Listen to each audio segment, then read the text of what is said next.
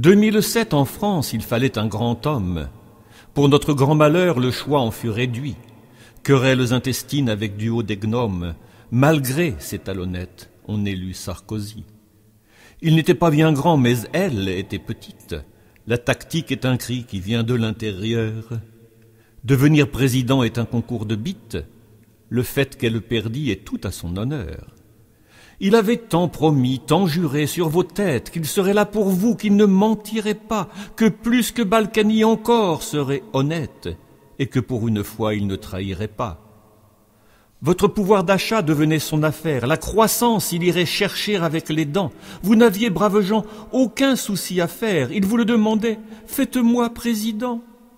C'est là ce qui fut fait par une faible marge, dans le cadre précis d'une constitution, lui refusant pourtant le pouvoir au sens large, qui devait gouverner, bien sûr, François Fillon.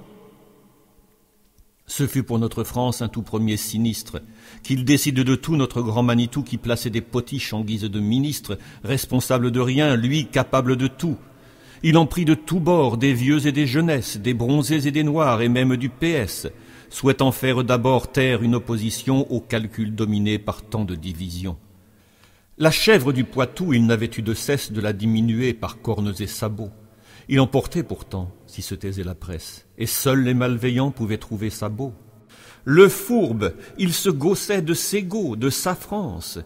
Il osait même dire « elle est folle à lier » quand pour les démunis elle voyait dépense. Et lui, que fit-il donc?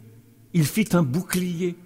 Pauvres riches, leur sort, leur triste sort était sous Chirac devenu à ce point misérable que certains indigents risquaient avant l'été de planquer leurs trésors en Suisse. Intolérable.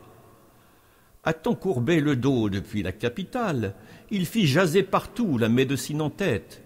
Le diagnostic en fut une hernie fiscale, que réciprocité guérie par des courbettes. Le peuple dans tout ça? Mais de qui parlez-vous? Ah oui, de ces manants avides de promesses, de leur crédulité, j'abuse, je l'avoue. Je m'en suis confessé en allant à la messe. La messe, parlons-en, et parlons de diplômes, jusqu'ici décernés par l'université, de la France si belle, mère de si grands hommes, bien loin du Vatican, la trop blanche cité. Car c'est bien Sarkozy, dans un discours infâme, plaçant au-dessus d'eux curés ou confesseurs, qui rabaissa un jour ces hommes et ces femmes, ces enseignants laïcs y mettant tout leur cœur. Je n'en dirai pas plus pour ce jour. Il est l'heure de vous quitter ici à mon très grand regret. Mais la suite viendra, ou bien pire, ou meilleure, concernant ces connards. C'est le temps du magret.